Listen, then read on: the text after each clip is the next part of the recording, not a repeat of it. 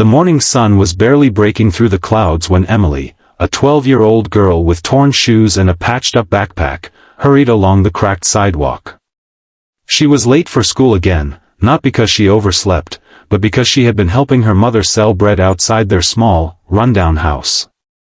Emily's family didn't have much. Her father had passed away years ago, and her mother worked tirelessly just to keep food on the table.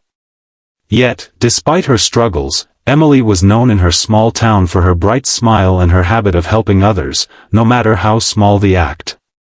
That morning, as she ran past the busy main street, she spotted an old man standing at the corner. His hands trembled slightly as he leaned on a wooden cane. Cars rushed by, horns blaring, as he tried to step forward but froze, clearly overwhelmed by the traffic. Most people hurried past him, some too busy, others simply choosing not to notice. But Emily stopped in her tracks. Without a second thought, she rushed over.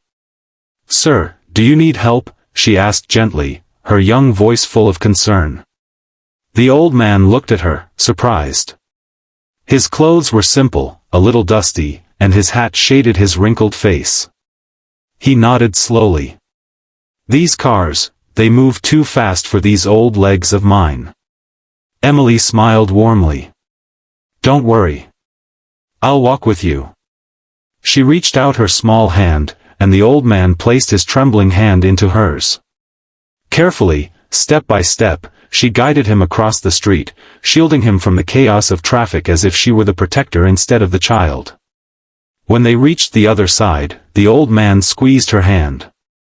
"Thank you, child. You didn't even hesitate." Not many would stop for an old man these days. Emily blushed, shrugging. "It's no big deal.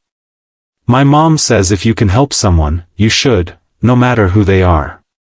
The old man's eyes softened. Wise words.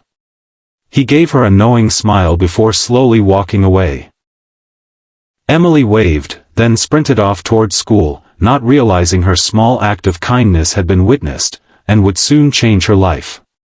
Later that evening, Emily returned home to find her mother standing in the doorway, wide-eyed and confused. Parked in front of their tiny house was a shiny black truck, the kind only the wealthiest families in town could afford. Out of the truck stepped the very same old man she had helped earlier. But this time, he wasn't alone.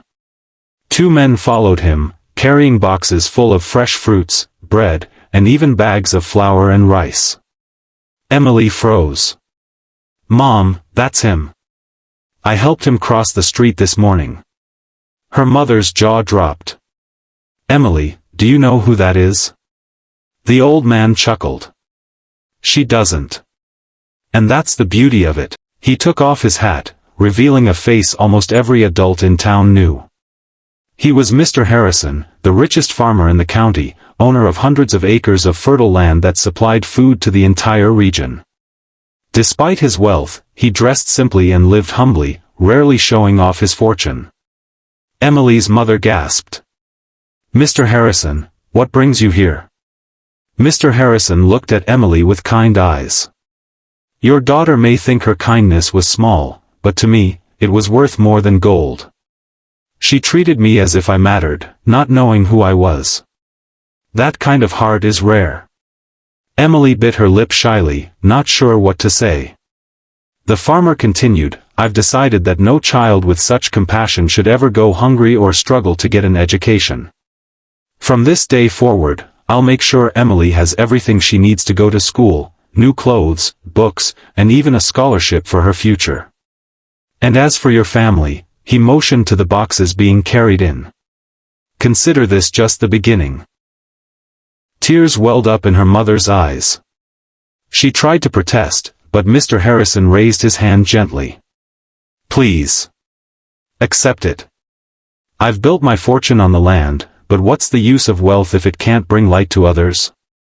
Emily suddenly ran forward and hugged the old man tightly. "Thank you, Mr. Harrison, but I didn't help you because I wanted something. I just thought you needed me." Mr. Harrison's voice cracked as he patted her back. "And that, Emily, is exactly why you deserve everything coming your way. True kindness never asks for a reward, but life has a way of rewarding it anyway. For the first time in years, Emily's mother felt hope. Their little home, once filled with worry and struggle, now carried a new light. Weeks later, Emily walked to school again, this time in clean shoes, with a backpack full of new books. But she still stopped along the way to help carry groceries for an elderly neighbor, and she still offered her sandwich to a hungry classmate. Because for Emily, kindness wasn't about what she received in return, it was who she was. And the story of the poor girl who helped an old man cross the street, unaware he was the richest farmer in town, spread through the community like wildfire. It reminded everyone that the smallest act of compassion could change a life, sometimes even your own. In a world where many rush past, it's the ones who stop and care who make the biggest difference.